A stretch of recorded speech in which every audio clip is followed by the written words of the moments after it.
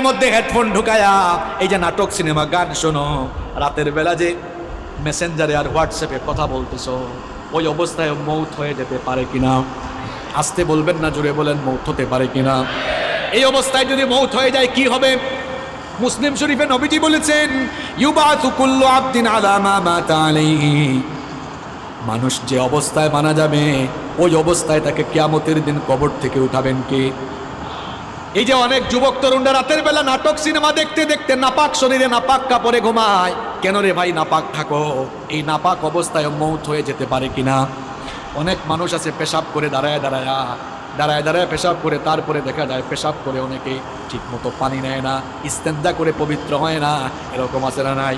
এমনকি সবচেয়ে মজার ব্যাপার হলো ওয়াজ শুনতে এসেছে, ওয়াজ থেকে যাওয়ার সময় রাস্তার ধারে পেশাব করে পবিত্র হয় না, এইরকম কারবারিও আছে না নাই? এই ওয়াজ শুনতে আসছে, যাওয়ার সময় নাপাক হয়ে বাড়ি ফিরে যাচ্ছে। এখন নাপাক অবস্থায় মৌত হয়ে যেতে পারে কিনা? আমার ভাইয়েরা, যে ব্যক্তি নাপাক থাকে তার সঙ্গে ফেরেশতা থাকে না, থাকে কি? আসতে বলবেন না, জুড়ে বলেন থাকে কে? তো এই অবস্থায় যদি আপনি মারা যান, কিয়ামতের দিন কিংবা কবরে গিয়ে কিয়ামতের মাঠে আপনি কিভাবে আল্লাহর সামনে দাঁড়াবেন? আপনি তো নাপাক অবস্থায় দুনিয়া থেকে চলে গেলেন। এই জন্য কখনো নাপাক থাকা যাবে, কখনো নাপাক থাকা যাবে। যুবক ভাইয়েরা, ইস্তেঞ্জায় গেলে পবিত্র হবেন তো, নাকি পানি টানি নিবেন না? হ্যাঁ, পাপের চিন্তা মাথায় আসলে মৌতের কথা স্মরণ করবেন, মৌতের কথা স্মরণ করবেন, গুনাহ থেকে বাঁচতে পারবেন। যখন দুনিয়ার লোভ লালসা আর গুনাহ করার দিকে আপনার মন বেশি ঝুঁকে যায়, আমি আপনাকে বলবো দুইটা জায়গায় সফর আপনি তখন বাড়ায় দিবেন। জুড়ে কোন কয়টা? আমি কথাটা আবারও রিপিট করছি, শুনেন। যখন পাপের দিকে গুনার দিকে আপনার মন বেশি ধাবিত হয়ে যায়, ঠিক তখনই আপনি দুইটা জায়গায় সফর করবেন। একটা জায়গা হসপিটাল, 2 নাম্বার জায়গা কবরস্থান।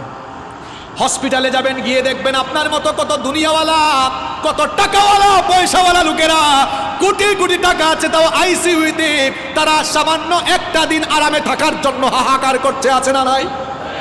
যে কালো টাকার জন্য, অবৈধ টাকার জন্য অন্যায় করছেন, গুনাহ করছেন, হসপিটাল গিয়ে দেখেন কত মানুষের টাকা তারে বাঁচাইতে পারে। একটু পর পর আইসিইউ থেকে লাশ বের হচ্ছে। এরপরে হাসপাতালে যাওয়ার পরেও যদি আপনার দিল নরম না হয়, তাহলে মাঝে মাঝে প্রেমবাগের কবরস্থানগুলোতে ভিজিট করবেন। গিয়ে দেখবেন আপনার মতো টাকাওয়ালা, পয়সাওয়ালা লোকেরা, ক্ষমতাওয়ালা লোকেরা, একদিন বিরাট টাকা পয়সা, অর্থবিত্ত, বাড়ি গাড়ি সব ক্ষমতা ছিল, এখন কবরের নিচে ঘুমায়া আছে। আমরা মনে করি আমাদের বউ আপন, আমরা মনে করি ছেলে মেয়ে আপন। আজকে মরে দেখেন কেউ আপনার আপন নয়, আপন কেবল একজন, তিনি কি কথা বলছি বুঝতে পারছেন আপনি? আপনি বলছেন আপনার বউ আপন, আপনার ছেলে মেয়ে ভাই বোন আপন। আপনি এই মুহূর্তে মরে যান, বুঝবেন আপনকে। দেখবেন এই বউ, এই ছেলে মেয়েরা কিছুক্ষণ কান্না করবে, কিছুক্ষণ কান্না করার পরে বলবে মৃত লাশকে বেশিক্ষণ ঘরে রাখতে নাই, তাড়াতাড়ি দাফন করা দরকার। আপনাকে দেখবেন সাদা কাফন দিয়ে পেঁচায়া জানাজার মাঠে নিয়ে যাবে। যে ছেলে মেয়েদের জন্য, দেখেন একটু আগেই বলেছে কেউ আপন না, এই ছেলে মেয়েদের জন্য, বাড়ি গাড়ি করার জন্য, প্রপার্টি করার জন্য, সম্পত্তি কামানোর জন্য ঠিকঠাক নামাজও পড়েন নাই, অনেক সময় সঠিকভাবে আল্লাহর ইবাদত করেন নাই, যাদেরকে আপন মনে করেছেন আজ তারাই আপনাকে নিয়ে কবরে চলে যাবে। কবরে রেখে রেখে তারা আপনাকে চলে আসবে। এরপরে দেখবেন কেউ আপনার আপন থাকবে না। কবরে যাওয়ার পরে 2 জন ছাড়া আর কেউ আপন নাই, একজন হচ্ছেন আল্লাহ। এই জন্য কবরে ফেরেশতা এসে প্রথমে জিজ্ঞেস করবে বউর নাম কি, ছেলে মেয়ের নাম কি, না জিজ্ঞেস করবে মাও। আর একটু যদি বলেন মাও রব্বুকা, প্রথমে এসে বলবে তোমার রব কে। তাহলে বুঝে নেন আপন, আপনকে সবচাইতে আপনকে। আমার যখন ফুরাবে দিন, আসবে গহীন রাতি, থেকো আল্লাহ এ জীবনে, হয় চির সাথী, আসবে গহীন রাতি। আমার ভাই, আমার বাপ, আমার বউ, আমার ছেলে মেয়ে বলছে আমার আমার বলে যখন কাউকে পাবো না, সেদিন আমার শূন্য গিয়ায় তুমি থেকো সান্ত্বনা, তুমি থেকো সান্ত্বনা। আমার আমার বলে যখন কাউকে পাবো না, সেদিন আমার শূন্য গিয়ায় তুমি থেকো সান্ত্বনা, তুমি থেকো সান্ত্বনা। আখির আলো নিভে যেদিন মনে আলো দিয়ে, আসবে নাকি অন্ধ চোখে একটু আলো নিয়ে। সেদিন আমার, সেদিন আমার, সেদিন আমার অন্ধ চোখে তুমি আলোর জ্যোতি, আসবে গহীন রাতি। আমার যখন ফুরাবে দিন, আসবে গহীন রাতি। থেকো আল্লাহ এ জীবনে, হয় চির সাথী, আসবে গহীন রাতি। বলেন আমিন। একজনই আপন, আর কেউ আপন না। আমার দাদার বাবার নাম জানি না। আপনি বলবেন হুজুর হঠাৎ করে এই কথা বলছেন কেন? হ্যাঁ, আপনি যে দুনিয়ার পেছনে ছুটছেন, ওই দুনিয়া যে আপনার নাম মনে রাখবে না, ওইটাই বুঝাচ্ছি আপনার। আমি আমার দাদার বাপের নাম জানি না। আপনারা যদি বলি আপনার দাদার বাবার নাম কি, শেষ গুল্লা খাবেন। আমার দাদার বাপ 160-70 বছর আগে দুনিয়াতে ছিল। এখন 160-70 বছরের ব্যবধানে তার পরবর্তী প্রজন্ম তার নাম ভুলে গেল। ঠিক একই পরিণতি আমার আপনার হবে। কিসের পেছনে ছুটছেন আপনি? আপনার পরবর্তী প্রজন্ম দোয়া করা দূরের কথা, আপনার নামও মনে রাখবে না এরা। আপনার 6-7 পুরুষ আগে কারা কারা দুনিয়ায় ছিল, নসব নামা, আপনি কি সবার নাম বলতে পারবেন? 2-1 জন বলতে পারলেও সবাই পারবে? কার জন্য কি করছেন? এত গুনাহ করছেন, পাপ করছেন। এই ছেলে মেয়ে, জায়গা সম্পদ, বাড়ি গাড়ি, আরে ভাই বাড়ির জায়গায় থাকবে, বাড়িওয়ালা থাকবে। চোখেরই পলকে তুমি হতে পারো লাশ, চিরতরে বন্ধ হবে তোমারই নিঃশ্বাস। চোখের পলকে আপনি লাশ হতে পারেন। আশেপাশে বাজার আছে না? বাজারের নাম কি? ওই বসুন্ধিয়া বাজারে হয়তো আপনার কাফনের কাপড় বরাদ্দ হয়ে গেছে, চলে এসেছে, আপনি নিজেও জানেন না। আপনি ঘরে বসে এখন গোটা পৃথিবীর খবর নিতে পারবেন। ঘরে বসে গোটা পৃথিবীর খবর নিতে পারলেও কার জন্য কাফনের কাপড় রেডি, কেউ এই খবর জানে না। যুবকরা বলবে হুজুর আমরা জোয়ান, আমরা বাঁচবো। আর আরে ভাই, তোমার মতো কত যুবক রাতের বেলা বাড়িতে ঘুমায়, সকালবেলা তার লাশ বের হয়। Keep in your mind, there is no serial of death. মৃত্যুর কোনো সিরিয়াল নাই। পৃথিবীতে আসার সিরিয়াল আছে, পৃথিবীতে আসার সিরিয়াল আছে, যাওয়ার কোনো সিরিয়াল নাই। দেখা যায় আসার সময় সবার আগে দাদা, তারপরে বাবা, এরপরে ছেলে, তারপরে বাবার ঘরে নাতি। আসার সুন্দর সিরিয়াল আছে, যাওয়ার কোনো সিরিয়াল নাই। মাঝে মাঝে সিরিয়াল ব্রেক হয়ে দেখা যায় নাতির লাশ দাদা কবরে নামায়, অথবা ছেলের লাশ বাবা কবরে নামায়। যে কেউ যে কোনো সময় চলে যেতে পারে, কোনো ঠিক ঠিকানা নাই। কি কারণে আমাকে আপনাকে দুনিয়াতে পাঠানো হলো? কেন আমাদেরকে পয়দা করে দুনিয়াতে আল্লাহ পাঠালেন? কোরআনুল কারীমের 51 নম্বর সূরা সূরাতুয যারিয়াতের 56 নম্বর আয়াতের মাধ্যমে রব্বুল আলামিন আমাদেরকে সেই কথা জানিয়ে দিলেন, ওয়ামা খালাকাতুল জিন্না ওয়াল ইনসা ইল্লা লিয়াবুদুন। I didn't create the jinn kind and mankind except my worship. আল্লাহ তাআলা বলছেন, আমি পৃথিবীতে জিন আর মানব জাতিকে আমার গোলামি ছাড়া, আমার দাসত্ব ছাড়া অন্য কিছুর জন্য সৃষ্টি করি নাই। আমাদেরকে যার গোলামির জন্য সৃষ্টি করা হয়েছে তিনি কে? অনেকে বলে না, কয় হুজুর এত টাকা পয়সার মালিক, গোলাম পরিচয় দেই কেমনে? আপনি শুধু গোলাম নন, গোলামের ঘরের গোলাম, বান্দির ঘরের গোলাম। আপনার বাপ দাদা পূর্বপুরুষ 14 গোষ্ঠী আল্লাহর গোলাম। আমরা গোলাম জাত, গোলামির জন্যই আমাদেরকে সৃষ্টি করা হয়েছে। আমরা ইবাদত করব কার? বিধিবিধান মেনে চলবো কার? আমরা যেন আল্লাহর ইবাদত না করি, আমরা যেন আল্লাহর বিধিবিধান মেনে না চলি, আল্লাহর গোলামির পথে সব সময় একজন আমাদেরকে প্ররোচনা দেয়, বাধা দেয়, আমাদেরকে ধোঁকা দেয়। সবাই জোরে বলেন তো, তার নাম কি? শয়তান। এই শয়তানের বয়স আমাদের চেয়ে কম না বেশি? এই বেটার বুদ্ধি আমাদের চেয়ে কম না বেশি?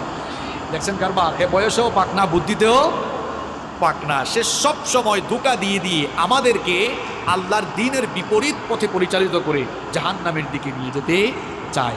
শয়তানের এই প্ররোচনাকে মোকাবেলা করে, শয়তানের ফাঁদে পা না দিয়ে, শয়তানের গোলামি না করে যেই সকল লোকেরা আল্লাহর গোলামির পথে জীবন পরিচালনা করবে, তারাই নিজেদেরকে পরিশুদ্ধ বানিয়ে জান্নাতের পথে হাঁটতে হাঁটতে জান্নাতে চলে যাবে। সুবহানাল্লাহ। আর যারা শয়তানের ফাঁদে পা দিয়ে, শয়তানের প্ররোচনায় পড়ে দুনিয়ার জীবনকে শয়তানের কথা মতো দুনিয়ার জীবন কাটায় দিবে, এই লোকগুলোর দুনিয়া আখেরাত ব্যর্থ হয়ে এরা জাহান্নামে চলে যাবে। এই জন্য রব্বুল আলামিন কোরআনুল কারীমের 91 নম্বর সূরা সূরাতুশ শামসের 9 নম্বর আয়াত থেকে বললেন, قد أفلح من زكاها وقد خاب من دساها। কথাগুলো কার?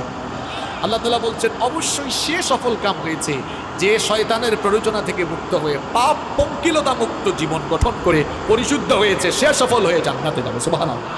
সে ব্যক্তি ব্যর্থ হয়েছে যে তার জীবনকে গুনাহের সাগরে ডুবিয়ে দিয়েছে। এখন আমাদেরকে গুনাহের দিকে নিয়ে যেতে চায় যে তার নাম কি? নাম কি? শয়তান। গুনাহ থেকে আপনারা বাঁচতে চান তো?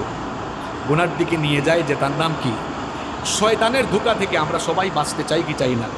যুবক, তরুণ, ছাত্র, আমার বাবার বয়সী সম্মানিত চাচারা, আমার মায়েরা, বোনেরা, আমরা সবাই তো গুনাহ থেকে বাঁচতে চাই। কারণ গুনাহ থেকে বেঁচে না থাকলে, শয়তানের ধোঁকা থেকে বেঁচে না থাকলে আমাদের দুনিয়া আখিরাত উভয়টাই নষ্ট হয়ে যাবে। এজন্য আমরা প্রত্যেকটি মানুষ গুনাহ থেকে, প্রত্যেকটি মুসলমানই নিজেকে বাঁচাতে চায়। এখন গুনাহ থেকে আপনি নিজেকে বাঁচাবেন কেমনে?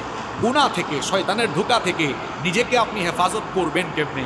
আজ আমি আপনাদেরকে গুনাহ থেকে বাঁচা, শয়তানের ধোঁকা থেকে বাঁচার 12টি উপায় কোরআন আর সুন্নাহ থেকে তুলে ধরব। এত বাস্তবিক কথা আপনাদেরকে শোনায় যাব। এই 12টি পয়েন্ট আপনারা যদি মুখস্থ করে যেতে পারেন আর এই 12টি আমল যদি প্রত্যেকটি ভাই শুরু করে দিতে পারেন, ইনশাআল্লাহ গুনাহমুক্ত জীবন সাজিয়ে আমরা জান্নাতে যাব। বলেন ইনশাআল্লাহ। প্রিয় ভাইরা, আপনাদেরকে যে কাজটা করতে হবে, এই 12টা পয়েন্ট সবাইকে একদম মুখস্থ করে তারপর বাড়ি যাওয়া লাগবে। পারবেন না ইনশাআল্লাহ? মাত্র 12টা কথা, খুব সহজ কথা বলবো, আপনারা সবাই মুখস্থ করে বাড়ি যেতে পারবেন না ইনশাআল্লাহ? পারবেন তো ইনশাআল্লাহ? তাইলে আমরা গুনাহ থেকে বাঁচবো কিভাবে, শয়তানের ধোঁকা থেকে বাঁচবো কিভাবে? গুনাহ থেকে বাঁচার, শয়তানের ধোঁকা থেকে বাঁচার কয়টা উপায় বলবো? সবাই বলেন কয়টি? 12টি। দেখেন শুরু করছি। নাম্বার 1, 1 নাম্বার, গুনার দিকে নেয় যে তার নাম শয়তান, ওই শয়তানের ওয়াসওয়াসা থেকে পানাহ চাইতে হবে কার কাছে? 1 নাম্বার আমল শিখাই যাচ্ছি, যখন গুনাহের চিন্তা, পাপের চিন্তা মাথায় আসবে, সাথে সাথে ওই শয়তানের খপ্পর থেকে নিজেকে বাঁচানোর জন্য সাথে সাথে আশ্রয় চাইতে হবে কার কাছে? কারণ শয়তান এমন জিনিস, তারে মোকাবেলার জন্য পৃথিবীতে কোনো যন্ত্র আসে নাই, কিয়ামত পর্যন্ত আসবে না। আপনি গুলি, বোমা, রকেট কি দিয়া শয়তানের মোকাবেলা করবেন? কিচ্ছু দিয়ে পারবেন না। এমনকি আমেরিকার প্রেসিডেন্ট জো বাইডেন, রাশিয়ার প্রেসিডেন্ট পুতিন, তারাও শয়তানরে মোকাবেলা করতে পারবে না। শয়তানের মোকাবেলায় তারাও দুর্বল, বরং উল্টা শয়তানেরও তাদেরকে দিয়ে শয়তানি করাইতে পারবে। দেখছেন শয়তানের পাওয়ার। আমেরিকার প্রেসিডেন্ট, রাশিয়ার প্রেসিডেন্ট, যে রাশিয়ার প্রেসিডেন্ট পুতিন পশ্চিমা বিশ্বকে বুড়ি আঙ্গুল দেখায়, যে ন্যাটোকে পর্যন্ত তুয়াক্কা করে না, সেও শয়তানের মোকাবেলায় সফল না ব্যর্থ।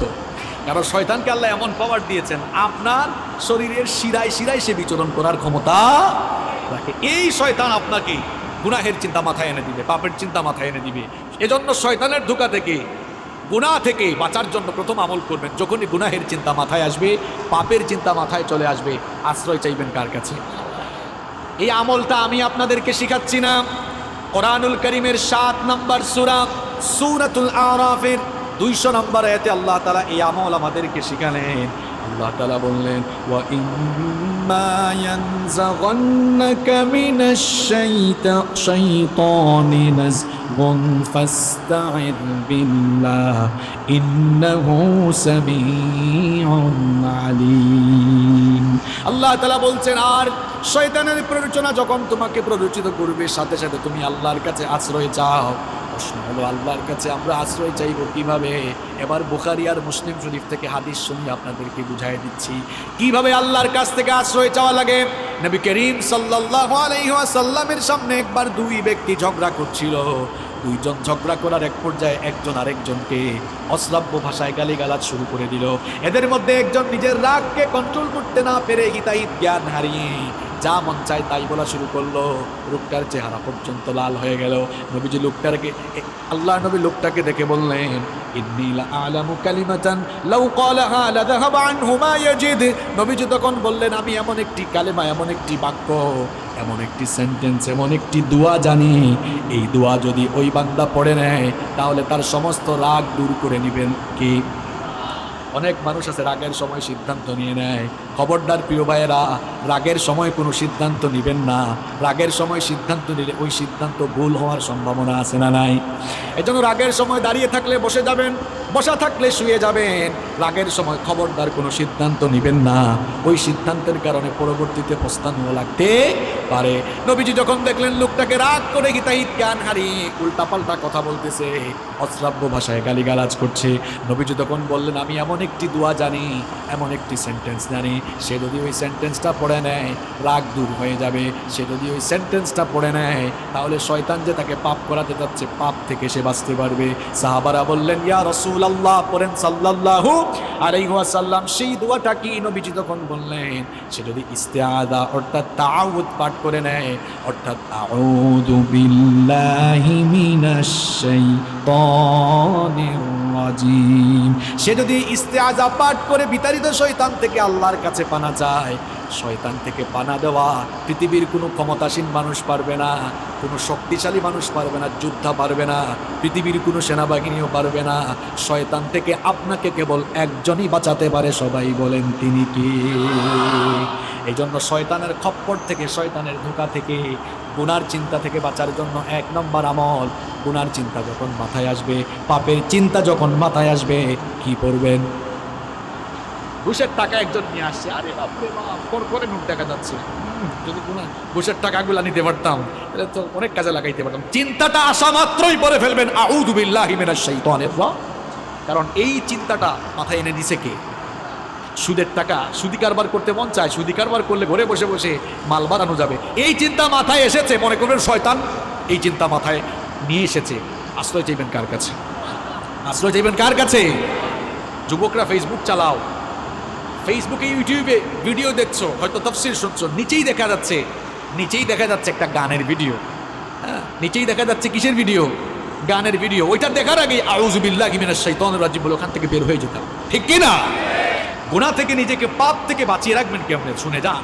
1 নম্বর আমল শিখলাম, গুনাহ থেকে বাঁচার জন্য গুনার চিন্তা মাথায় আসলেই যার কাছে আশ্রয় চাইব, সবাই আওয়াজ করে বলেন তিনি কি? 2 নম্বর আমল, গুনাহ থেকে বাঁচার জন্য, পাপ থেকে বাঁচার জন্য গুনাহের চিন্তা মাথায় আসলেই একজনের কথা দিলে স্মরণ করবেন, একজনকে ভয় করবেন সাথে সাথে, তিনি কি? তিনি কি? কোরআনুল কারীমের 7 নম্বর সূরা সূরাতুল আরাফের 201 নম্বর আয়াতে আল্লাহ তাআলা বলছেন, ইন্নাল্লাযীনা তাকাউ ইযা মাসসাহুম তাইফুম মিনাশ শাইতানি তাযাক্কারু ফাইযা হুম মুবসিরুন। আল্লাহ তাআলা বলছেন, নিশ্চয়ই যারা তাকওয়া অবলম্বন করে, নিশ্চয়ই যারা আল্লাহকে ভয় করে, শয়তানের প্ররোচনা যখন তাদেরকে স্পর্শ করে, শয়তান যখন তাদেরকে ধোঁকা দিতে চায়, তখন তারা গুনাহ থেকে বাঁচার জন্য একজনের কথা স্মরণ করে, একজনের কথা স্মরণ করে তাকেই ভয় করে, তিনি কি? যাদের হৃদয়ে আছে আল্লাহর ভয়, তারা কভু পথ ভুলে যায় না। আল্লাহর প্রেম ছাড়াই দুনিয়ায় কারো কাছে কোনো কিছু চাই না, কারো কাছে কোনো কিছু চাই না। আল্লাহর ভয় যার অন্তরে আছে, সে কখনো বিপদগামী হতে পারে। গুনাহ থেকে আপনি বাঁচতে পারবেন, পাপ থেকে আপনি বাঁচতে পারবেন। 2 নম্বর আমল আপনাকে শেখাচ্ছি, যখনই গুনাহের চিন্তা মাথায় আসবে, সঙ্গে সঙ্গে একজনের কথা স্মরণ করে ফেলবেন, একজনকে আপনি ভয় করে ফেলবেন, সবাই বলেন তিনি কি? এই একটা জিনিস, আল্লাহর ভয় যদি মানুষের অন্তরে থাকে, ওই মানুষকে দিয়ে কেউ কখনো কোনো পাপের কাজ, গুনাহের কাজ করাতে পারবে না। একটা ঘটনা আমার মনে পড়ে গেল, বলবো। সুনানে বাইহাকির ভেতরে হাদিস বর্ণিত হয়েছে, খুব মন দিয়ে ঘটনাটা শুনেন আমার বাবারা, প্রিয় ভাইয়েরা, খুব মন দিয়ে ঘটনাটা শুনেন। আব্দুল্লাহ ইবনে ওমর রাদিয়াল্লাহু আনহু, তিনি একবার তার সঙ্গী সাথীদেরকে নিয়ে এক সফরে বের হলেন। দুপুরের খাবারের সময় যখন হয়ে গেল, তারা তখন খাবার গ্রহণের জন্য দস্তরখানা বিছালেন। যখনই তারা খাবার খেতে যাবেন, ঠিক তখনই লক্ষ্য করলেন তাদের পাশ দিয়ে এক রাখাল হেঁটে যাচ্ছে। আব্দুল্লাহ ইবনে ওমর রাদিয়াল্লাহু আনহু তাকে বললেন, হে রাখাল ভাই, আমরা দুপুরের খাবার গ্রহণের জন্য বসেছি, তুমিও আসো, আমাদের সাথে খাবার খাও, খাবার গ্রহণ করো। রাখাল ছেলেটি তখন বলল, ও মুসাফির ভাই, আমাকে খাবারের দাওয়াত দিয়েছেন, আমি খুশি হয়েছি, কৃতজ্ঞতা জানাচ্ছি, কিন্তু আপনাদের সাথে আমি তো খাবার খেতে পারবো না।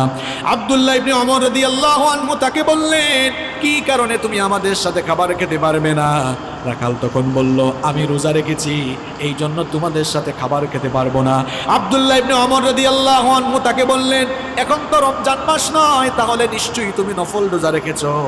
এই দুধু মরুভূমিতে, যারা সৌদি আরব বা আরব দেশে থাকেন তারা দেখেছেন মরুভূমির আবহাওয়া কেমন।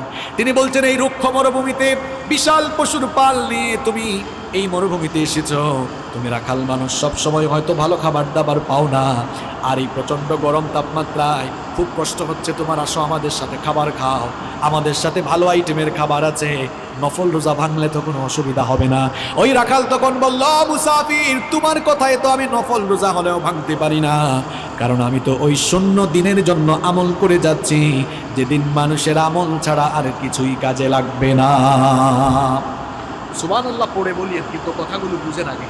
আব্দুল্লাহ ইবনে ওমর রাদিয়াল্লাহু আনহু মনে মনে ভাবলেন, লোকটার অন্তরে মনে হয় পরহেজগারিতা আছে। চিন্তা করলেন, এরে এমনি এমনি ছাড়া যায় না, পরীক্ষা করে তারপরে তার ভেতরে কত পরহেজগারিতা আছে এটা দেখে তারপরে আজকে আমি তারে ছাড়বো। তিনি বললেন, ঠিক আছে, খাইও না, আমার কাছে আসো। কাছে আসার পর জিজ্ঞেস করলেন, এই যে বিরাট পশুর পাল নিয়ে মরুভূমিতে এসেছো, এই পশুপালের মালিক কে? রাখাল বলল, এগুলোর মালিক আমি নই, আমি একজনের গোলাম, আমি তার পশুপাল মরুভূমিতে চড়াই। এবার আব্দুল্লাহ ইবনে ওমর রাদিয়াল্লাহু আনহু রাখালকে পরীক্ষা করার জন্য একটা অপশন পেয়ে গেলেন। তিনি বললেন, ও রাখাল ভাই, শোনো, এই পশুর পাল থেকে একটা ছাগল বা মেষ আমার কাছে তুমি বিক্রি করে দাও, আমি তোমাকে নগদ টাকা দিব।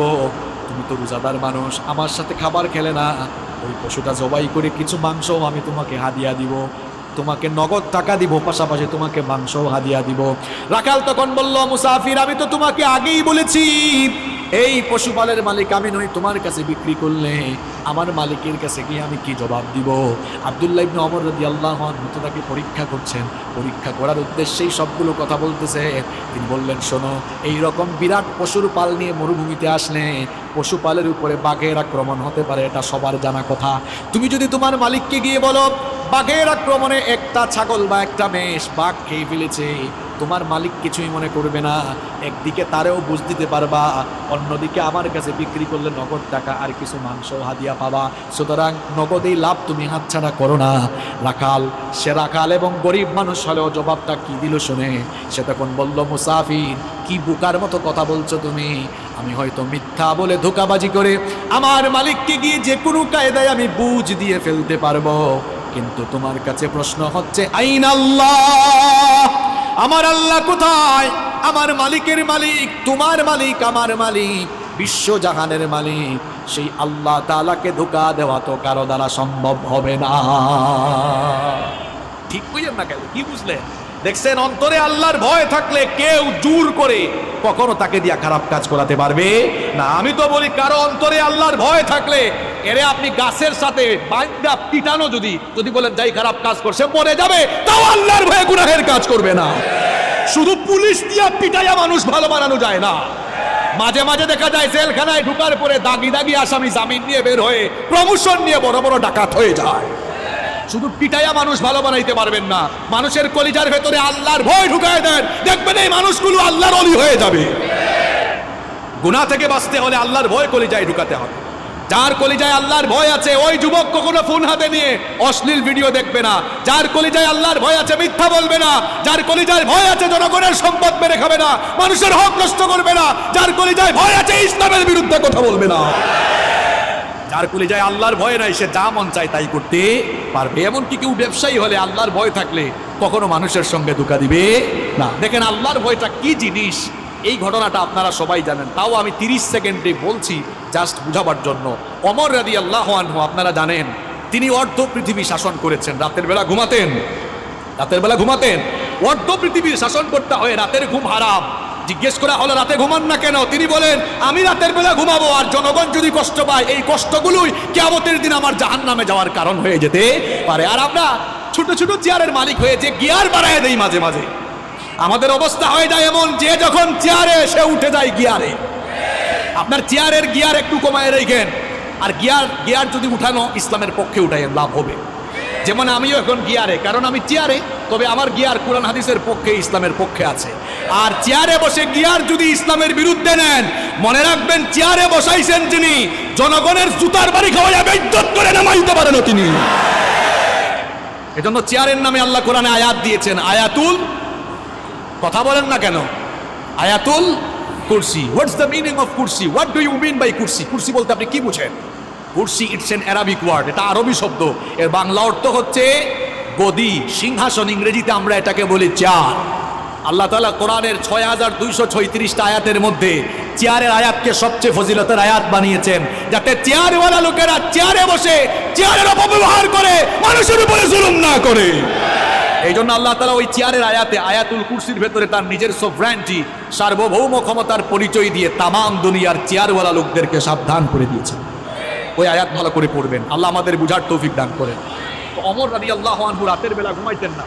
একদিন শেষ রাতে দেখলেন এক বাড়িতে আলো জ্বলতেছে, কথাবার্তাও শোনা যাচ্ছে। একটু কান পাতলেন। স্বাভাবিক অবস্থায় কান পেতে কিছু শোনা জায়েজ নয়, তবে দায়িত্বশীল ব্যক্তির জন্য সেটা জায়েজ আছে। তিনি শুনলেন এক মা তার মেয়েকে বলছে যে, মেয়ে, বেটি উঠ, আমি উটনির দুধ দোহন করে এনেছি, দুধ তো কম পেয়েছি, পানি মিশা, দুধের পরিমাণও বাড়বে, লাভের পরিমাণও বাড়বে। মেয়ে বলল, মা গো, এটা তো অন্যায় কাজ, খাদ্যদ্রব্যে ভেজাল দেওয়া এটা ঠিক নয়। তাছাড়া আমাদের প্রেসিডেন্ট আমিরুল মুমিনিন ওমর রাদিয়াল্লাহু আনহু তিনি তো রাষ্ট্রীয় নিষেধাজ্ঞা জারি করে দিয়েছেন যে খাদ্যে কোনো ভেজাল দেওয়া যাবে না। মা বলল, বেটি, এ তো বোকা কেন তুই? ওমর তো এই আদেশ দিয়া সে তার বাড়িতে ঘুমায়, সে কি আমাদের মামের কারবার দেখে? অথচ ওমর রাদিয়াল্লাহু আনহু দেয়ালের পাশে সব শোনে। আর মেয়ের কলিজায় আল্লাহর ভয় কেমন দেখেন। মেয়ে বলল, মা গো, তিনি না হয় ঘুমাচ্ছেন, কিন্তু উনার রব, তোমার রব, আমার রব, তিনি কি রাতের বেলা ঘুমায় থাকেন নাকি? উনার তো কোনো তন্দ্রা নাই, ঘুম নাই, তিনি সব দেখেন কিনা। দেখেছেন আল্লাহর ভয়? এই একটা জিনিস আপনার অন্তরে থাকলে, পাপের চিন্তা মাথায় এসেছে, জনগণের হক মাইরা খাওয়ার চিন্তা মাথায় এসেছে, সাথে সাথে কলিজায় আল্লাহর ভয় ঢুকান মিয়া। পাপ থেকে, গুনাহ থেকে বাঁচতে পারবেন। 2 নাম্বার আমল শিখালাম, পাপের চিন্তা, গুনাহের চিন্তা মাথায় আসা মাত্রই, পাপের চিন্তা, গুনাহের চিন্তা, এদিকে ঘুরে দেন, পাপের চিন্তা, গুনাহের চিন্তা মাথায় আসা মাত্রই একজনের কথা স্মরণ করে তাকে ভয় করে ফেলা। তিনি কে? তিনি কে? আল্লাহ। কয়টা পয়েন্ট বললাম? 1 নাম্বার কি পড়বেন? গুনার চিন্তা মাথায় আসলে কি পড়বেন? 2 নাম্বার কাকে ভয় করবেন? নাম্বার 3। 3 নাম্বার, গুনাহের চিন্তা মাথায় আসলেই একটা জিনিসের কথা মনে করবেন, সেটার নাম মৃত্যু। সেটার নাম, জোরে বলেন, সেটার নাম কি? আপনি যে গুনাহ করছেন, ওই গুনাহ করা অবস্থায় যদি আপনার মৌত হয়ে যায়। যুবক তরুণ ভাইয়েরা, রাতের বেলা যে ইউটিউবে ঢুকে নাটক দেখো, সিনেমা দেখো, কানের মধ্যে হেডফোন ঢুকায়া এই যে নাটক, সিনেমা, গান শোনো, রাতের বেলা যে মেসেঞ্জারে আর হোয়াটসঅ্যাপে কথা বলতেছো, ওই অবস্থায় মৌত হয়ে যেতে পারে কিনা? আসতে বলবেন না, জোরে বলেন, মৌত হতে পারে কিনা? এই অবস্থায় যদি মৌত হয়ে যায় কি হবে? মুসলিম শরীফে নবীজি বলেছেন, ইউবাসু কুল্লু আবদিন আলা মা মাতা আলাইহি, মানুষ যে অবস্থায় মারা যাবে ওই অবস্থায় তাকে কিয়ামতের দিন কবর থেকে উঠাবেন কে? এই যে অনেক যুবক তরুণরা রাতের বেলা নাটক, সিনেমা দেখতে দেখতে নাপাক শরীরে, নাপাক কাপড়ে ঘুমায়। কেন রে ভাই নাপাক থাকো? এই নাপাক অবস্থায় মৌত হয়ে যেতে পারে কিনা? অনেক মানুষ আছে পেশাব করে দাঁড়ায় দাঁড়ায় পেশাব করে, তারপরে দেখা যায় পেশাব করে অনেকে ঠিক মতো পানি নেয় না, ইস্তেঞ্জা করে পবিত্র হয় না। এরকম আছে না নাই? এমনকি সবচেয়ে মজার ব্যাপার হলো, ওয়াজ শুনতে এসেছে, ওয়াজ থেকে যাওয়ার সময় রাস্তার ধারে পেশাব করে পবিত্র হয় না। এই রকম কারবারিও আছে না নাই? ওয়াজ শুনতে আসছে, যাওয়ার সময় নাপাক হয়ে বাড়ি ফিরে যাচ্ছে। এখন নাপাক অবস্থায় মৌত হয়ে যেতে পারে কিনা? আমার ভাইয়েরা, যে ব্যক্তি নাপাক থাকে তার সঙ্গে ফেরেশতা থাকে না, থাকে কে? আসতে বলবেন না, জোরে বলেন, থাকে কে? তো এই অবস্থায় যদি আপনি মারা যান, কিয়ামতের দিন কিংবা কবরে গিয়ে কিয়ামতের মাঠে আপনি কিভাবে আল্লাহর সামনে দাঁড়াবেন? আপনি তো নাপাক অবস্থায় দুনিয়া থেকে চলে গেলেন। এই জন্য কখনো নাপাক থাকা যাবে, কখনো নাপাক থাকা যাবে। যুবক ভাইয়েরা, ইস্তেঞ্জায় গেলে পবিত্র হবেন তো, নাকি পানি টানি নিবেন না? হ্যাঁ, পাপের চিন্তা মাথায় আসলে মৌতের কথা স্মরণ করবেন, মৌতের কথা স্মরণ করবেন, গুনাহ থেকে বাঁচতে পারবেন। যখন দুনিয়ার লোভ লালসা আর গুনাহ করার দিকে আপনার মন বেশি ঝুঁকে যায়, আমি আপনাকে বলবো 2টা জায়গায় সফর আপনি তখন বাড়ায় দিবেন। যুবকন, কয়টা? আমি কথাটা আবারও রিপিট করছি, শুনেন। যখন পাপের দিকে, গুনার দিকে আপনার মন বেশি ধাবিত হয়ে যায়, ঠিক তখনই আপনি 2টা জায়গায় সফর করবেন। একটা জায়গা হসপিটাল, 2 নাম্বার জায়গা কবরস্থান। হসপিটালে যাবেন, গিয়ে দেখবেন আপনার মতো কত দুনিয়াওয়ালা, কত টাকাওয়ালা, পয়সাওয়ালা লোকেরা, কোটি কোটি টাকা আছে, তাও আইসিইউতে তারা সামান্য একটা দিন আরামে থাকার জন্য হাহাকার করছে, আছে না নাই? যে কালো টাকার জন্য, অবৈধ টাকার জন্য অন্যায় করছেন, গুনাহ করছেন, হসপিটাল গিয়ে দেখেন কত মানুষের টাকা তারে বাঁচাইতে পারে। একটু পর পর আইসিইউ থেকে লাশ বের হচ্ছে। এরপরে হাসপাতালে যাওয়ার পরেও যদি আপনার দিল নরম না হয়, তাহলে মাঝে মাঝে প্রেমবাগের কবরস্থানগুলোতে ভিজিট করবেন, গিয়ে দেখবেন আপনার মতো টাকাওয়ালা, পয়সাওয়ালা লোকেরা, ক্ষমতাওয়ালা লোকেরা, একদিন বিরাট টাকা পয়সা, অর্থবিত্ত, বাড়ি গাড়ি সব ক্ষমতা ছিল, এখন কবরের নিচে ঘুমায়া আছে। আমরা মনে করি আমাদের বউ আপন, আমরা মনে করি ছেলে মেয়ে আপন। আজকে মনে দেখেন কেউ আপনার আপন নয়, আপন কেবল একজন, তিনি কি কথা বলছি বুঝতে পারছেন আপনি? আপনি বলছেন আপনার বউ আপন, আপনার ছেলে মেয়ে, ভাই বোন আপন। আপনি এই মুহূর্তে মরে যান, বুঝবেন আপনকে। দেখবেন এই বউ, এই ছেলে মেয়েরা কিছুক্ষণ কান্না করবে, কিছুক্ষণ কান্না করার পরে বলবে মৃত লাশকে বেশিক্ষণ ঘরে রাখতে নাই, তাড়াতাড়ি দাফন করা দরকার। আপনাকে দেখবেন সাদা কাফন দিয়ে পেঁচায়া জানাজার মাঠে নিয়ে যাবে। যে ছেলে মেয়েদের জন্য, দেখেন একটু আগেই বলেছি কেউ আপন না, এই ছেলে মেয়েদের জন্য বাড়ি গাড়ি করার জন্য, প্রপার্টি করার জন্য, সম্পত্তি কামানোর জন্য ঠিকঠাক নামাজও পড়েন নাই, অনেক সময় সঠিকভাবে আল্লাহর ইবাদত করেন নাই, যাদেরকে আপন মনে করেছেন আজ তারাই আপনাকে নিয়ে কবরে চলে যাবে, কবরে রেখে রেখে তারা আপনাকে চলে আসবে। এরপরে দেখবেন কেউ আপনার আপন থাকবে না।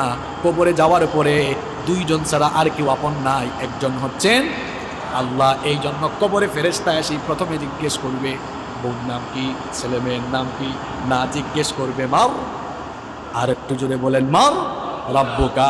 প্রথমে এসে বলবে তোমার রব কে, তাহলে বুঝে নেন আপন। আপন কে? সবচাইতে আপন কে? আমার যখন ফুরাবে দিন, আসবে গহীন রাতি, থেকো আল্লাহ এ জীবনে, হয় চির সাথী, আসবে গহীন রাতি। আমার ভাই, আমার বাপ, আমার বউ, আমার ছেলে মেয়ে বলছে আমার আমার বলে যখন কাউকে পাবো না, সেদিন আমার শূন্য হিয়ায় তুমি থেকো সান্ত্বনা, তুমি থেকো সান্ত্বনা। আমার আমার বলে যখন কাউকে পাবো না, সেদিন আমার শূন্য হিয়ায় তুমি থেকো সান্ত্বনা, তুমি থেকো সান্ত্বনা। আখির আলো নিভে যেদিন মনে আলো দিয়ে, আসবে নাকি অন্ধ চোখে একটু আলো নিয়ে, সেদিন আমার, সেদিন আমার, সেদিন আমার অন্ধ চোখে তুমি আলোর জ্যোতি, আসবে গহীন রাতি। আমার যখন ফুরাবে দিন, আসবে গহীন রাতি, থেকো আল্লাহ এ জীবনে, হয় চির সাথী, আসবে গহীন রাতি। বলেন আমিন। একজনই আপন, আর কেউ আপন না। আমার দাদার বাবার নাম জানি না। আপনি বলবেন হুজুর হঠাৎ করে এই কথা বলছেন কেন? হ্যাঁ, আপনি যে দুনিয়ার পেছনে ছুটছেন, ওই দুনিয়া যে আপনার নাম মনে রাখবে না, ওইটাই বুঝাচ্ছি আপনারা। আমি আমার দাদার বাপের নাম জানি না, আপনারা যদি বলি আপনার দাদার বাবার নাম কি, শেষ গুল্লা খাবেন। আমার দাদার বাপ 160-70 বছর আগে দুনিয়াতে ছিল, এখন 160-70 বছরের ব্যবধানে তার পরবর্তী প্রজন্ম তার নাম ভুলে গেল। ঠিক একই পরিণতি আমার আপনার হবে। কিসের পেছনে ছুটছেন আপনি? আপনার পরবর্তী প্রজন্ম দোয়া করা দূরের কথা, আপনার নামও মনে রাখবে না এরা। আপনার 6-7 পুরুষ আগে কারা কারা দুনিয়ায় ছিল, নসব নামা, আপনি কি সবার নাম বলতে পারবেন? 2-1 জন বলতে পারলেও সবাই পারবে। কার জন্য কি করছেন? এত গুনাহ করছেন, পাপ করছেন। এই ছেলে মেয়ে, জায়গা সম্পদ, বাড়ি গাড়ি, আরে ভাই বাড়ির জায়গায় থাকবে, বাড়িওয়ালা থাকবে। চোখেরই পলকে তুমি হতে পারো লাশ, চিরতরে বন্ধ হবে তোমারই নিঃশ্বাস। চোখের পলকে আপনি লাশ হতে পারেন। আশেপাশে বাজার আছে না? বাজারের নাম কি? ওই বসুন্ধিয়া বাজারে হয়তো আপনার কাফনের কাপড় বরাদ্দ হয়ে গেছে, চলে এসেছে, আপনি নিজেও জানেন না। আপনি ঘরে বসে এখন গোটা পৃথিবীর খবর নিতে পারবেন। ঘরে বসে গোটা পৃথিবীর খবর নিতে পারলেও কার জন্য কাফনের কাপড় রেডি কেউ এই খবর জানে না। যুবকরা বলবে, হুজুর আমরা জোয়ান, আমরা বাঁচবো। আর আরে ভাই, তোমার মতো কত যুবক রাতের বেলা বাড়িতে ঘুমায়, সকালবেলা তার লাশ বের হয়। Keep in your mind, there is no serial of death. মৃত্যুর কোনো সিরিয়াল নাই। পৃথিবীতে আসার সিরিয়াল আছে, পৃথিবীতে আসার সিরিয়াল আছে, যাওয়ার কোনো সিরিয়াল নাই। দেখা যায় আসার সময় সবার আগে দাদা, তারপরে বাবা, এরপরে ছেলে, তারপর দাদার ঘরে নাতি। আসার সুন্দর সিরিয়াল আছে, যাওয়ার কোনো সিরিয়াল নাই। মাঝে মাঝে সিরিয়াল ব্রেক হয়ে দেখা যায় নাতির লাশ দাদা কবরে নামায়, অথবা ছেলের লাশ বাবা কবরে নামায়। যে কেউ যে কোনো সময় চলে যেতে পারে, কোনো ঠিক ঠিকানা নাই। এই বাড়ি বাড়ি জায়গা থাকবে বাড়িওয়ালা। আমি বলছিলাম পাপের চিন্তা মাথায় আসলেই কোন জিনিসটার কথা স্মরণ করা। আরেকটু জোরে বলেন, মৃত্যু আমাদের সামনে না পিছনে? না, এটা ভুল। মৃত্যু সামনে নয়, মৃত্যু পেছনে। কবর হলো সামনে, মৃত্যু পেছনে, কবর সামনে। আমার প্রিয় ভাইয়েরা, যখনই কোনো গুনার চিন্তা মাথায় আসবে, সাথে সাথে মৌতের কথা স্মরণ করবেন। আমি যদি গুনাহ করতে করতে মারা যাই, মরে যেতে পারি কিনা, মরে যেতে পারি কিনা। এই মৃত্যুর কথা স্মরণ করলে দেখবেন আপনি গুনাহের কাজ থেকে, পাপের কাজ থেকে নিজেকে আপনি হেফাজত করে রাখতে পারবেন ইনশাআল্লাহ। কষ্ট হচ্ছে না তো? আচ্ছা, গুনাহ থেকে বাঁচার কয়টা উপায় বলতেছি, আরো জোরে বলেন। ঘুম আসছে নাকি? এটা তাকবীর দেন তো, লিল্লাহি তাকবীর। দাঁড়ান দাঁড়ান, একটু বিয়ের আগে দেন, যারা বিয়া করে ফেলছেন। এরপরে অবিবাহিতরা দিবেন। দেখি বিবাহিত এদের এনার্জি বেশি না অবিবাহিতদের এনার্জি বেশি? বিবাহিত ভাইরা প্রথমে রেডি। আপনারা মান সম্মান রাখেন, কিন্তু সবাই রেডি তো? লিল্লাহি তাকবীর। আরো করা যাবে নাকি? অবিবাহিত ভাইরা তোমরা শুনছো তো বিবাহিতদের আওয়াজ, নিজেদের মান সম্মান ইজ্জত নষ্ট করো না। তোমাদের আওয়াজ যদি বিয়ের আগেই কম থাকে, সবাই ট্রল করবে তোমাদেরকে নিয়ে। সবাই রেডি তো অবিবাহিত ভাইরা? আচ্ছা, ইলেকট্রিসিটি চলে আসে, আলহামদুলিল্লাহ। অবিবাহিত ভাইরা সবাই রেডি তো? লিল্লাহি তাকবীর। তোমাদের তো এনার্জি বেশি থাকবেই ভাই, তোমরা তো বিয়ে করো নাই। এবার বিবাহিত অবিবাহিত ছোট বড় আমার বয়স্ক বাবারা সবাই মিলে আরেকবার লিল্লাহি তাকবীর। ওদের জীবনে আসছিল, সব চলে গেছে, তাই না? এবার শুনতেও মজা লাগবে। তবে আমি কষ্ট দিব না আপনাদেরকে, শর্টলি বলছি সম্মানিত ভাইয়েরা। তাহলে গুনাহ থেকে বাঁচার আমল হচ্ছে মোট 12টা। কয়টা বলছি? 3টা। 1 নাম্বার, আশ্রয় চাইবেন কার কাছে? 2 নাম্বার, ভয় করবেন কারে? 3 নাম্বার, কোন জিনিসের কথা স্মরণ করবেন? 4 নাম্বার, গুনাহ থেকে বাঁচতে হলে নিজেকে নফসের গোলাম বানানো যাবে। নফসের গোলাম নিজেকে বানানো যাবে না, কারণ নফস মানুষকে পাপের দিকে ধাবিত করে। আর নফস হলো 3 প্রকার। নফস কয় প্রকার? জোরে বলেন, কয় প্রকার? আরো জোরে, কয় প্রকার? 1 নাম্বার নফসে আম্মারা, 2 নাম্বার নফসে লাওয়ামা, 3 নাম্বার নফসে মুতমাইন্না। আবার বলি, মুখস্থ করে ফেলেন। 1 নাম্বার নফসে আম্মারা, 2 নাম্বার নফসে লাওয়ামা, 3 নাম্বার নফসে মুতমাইন্না। আমি বানায় বলছি, 3 প্রকার নফসের কথা কোরআনে আছে। কোথায় আছে দেখায় দিই। 1 নাম্বার নফসে আম্মারা, এটা কোন প্রকার নফস? যে নফস গুনাহের দিকে ধাবিত করে। এই ধরনের নফস থেকে আল্লাহ আমাদেরকে হেফাজত করে। রব্বুল আলামিন কোরআনুল কারীমের 12 নম্বর সূরা, সূরা ইউসুফের 53 নম্বর আয়াতে বলছেন, ইন্নান নাফসা লাআম্মারাতুম বিস-সুই ইল্লা মা রাহিমা রাব্বি ইন্না রাব্বি গফুরুর রহিম। আল্লাহ তাআলা বলছেন, নিশ্চয়ই নফস মানুষকে পাপের দিকে, গুনাহের দিকে ধাবিত করে। তবে সেই ব্যক্তি ছাড়া যার উপরে আল্লাহ দয়া করে, নফসের গোলামি আপনাকে ছেড়ে দিতে হবে গুনাহ থেকে বাঁচার জন্য। যেমন ফজরের সময়, হোক সেটা শীতের দিন, হোক সেটা গরমের দিন, দেখবেন ফজরের টাইমে ওয়েদারটা একটু ঠান্ডা থাকে, আরামের থাকে। ওই সময় নফস চাইবে, মন চাইবে ঘুমা, আর আল্লাহ চাইবেন বান্দা উঠে নামাজ পড়। বলেন তো নফসের চাওয়াকে প্রাধান্য দিবেন নাকি আল্লাহর চাওয়াকে প্রাধান্য দিবেন? বললেন তো আল্লাহর চাওয়ারে প্রাধান্য দিবেন। হাতও তোলা লাগবে না, কিছু বলা লাগবে না, চুপচাপ থেকে নিজের বিবেককে প্রশ্ন করেন, আজকের ফজরের নামাজে নফসের গোলামি করেছেন না আল্লাহর গোলামি করেছেন? কিছু বলা লাগবে না। আমি তো বলছি চুপ থেকে বিবেককে প্রশ্ন করেন। নফসের গোলামি ছাড়তে হবে। গুনাহ থেকে, পাপ থেকে বাঁচতে হলে নফসের গোলামি ছাড়তে হবে। মন চাইবে সুদ খাবো, মনের চাওয়া প্রাধান্য দিব না। সুদ হারাম করেছে মোল্লা না আল্লাহ? আল্লাহর চাওয়া প্রাধান্য দিয়ে সুখ থেকে বিরত থাকবো। নফস চাইবে, মনটা চাইবে একটু ওই জায়গায় দুর্নীতি করি, এটা মনের চাওয়া। আল্লাহ চান বান্দা দুর্নীতি থেকে মুক্ত হয়ে তুই পবিত্র থাক।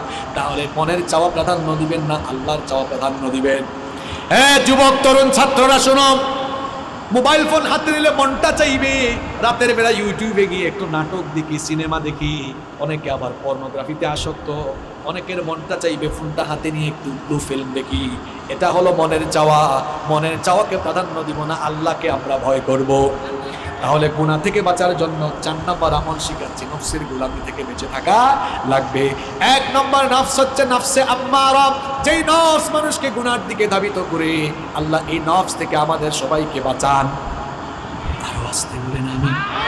2 নম্বর নফসের নাম নফসে লাওয়ামা, যেই নফস অপরাধ করে ফেলার পরে লজ্জিত হয়ে যায়, সেই নফসের নাম হচ্ছে নফসে লাওয়ামা। কোরআনে কারীমের 75 নম্বর সূরা, সূরা কিয়ামার শুরুতে আল্লাহ বলেছেন, লা উকসিমু বিয়াউমিল কিয়ামাতি ওয়ালা উকসিমু বিন নাফসিল লাওয়ামা। কথাটা কার? আল্লাহ বলছেন আমি শপথ করছি কিয়ামতের দিনে, আমি শপথ করছি সেই নফসের, যেই নফস নিজেকে ধিক্কার দেয়, গুনাহ করার পর লজ্জিত হয়। আল্লাহ এমন নফস আমাদের সবাইকে দান করো, জুড়ে বলেন আমিন। 3 নম্বর নফসের নাম নফসে মুতমাইন্না।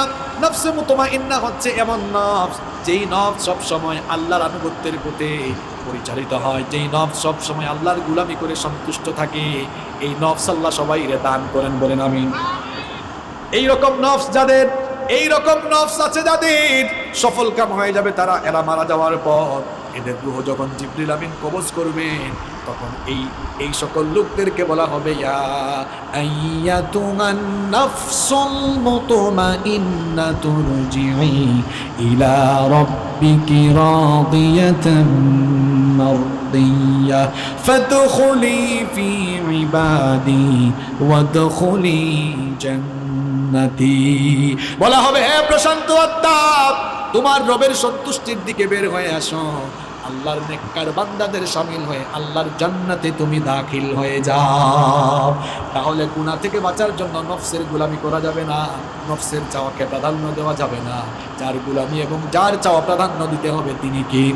যদি এমন নফস, যদি আপনি নিজেকে আল্লাহর গোলামির পথে পরিচালনা করতে পারেন, নফসের গোলাম না হয়ে যদি আল্লাহর গোলাম হতে পারেন, দেখেন আল্লাহ আপনাকে সুসংবাদ দিয়ে কি বলছেন, ওয়া আম্মা মান খাফা মাকামা রাব্বিহি ওয়া নাহান নাফসা আনিল হাওয়া ফাইন্নাল জান্নাতা হিয়াল মাওয়া।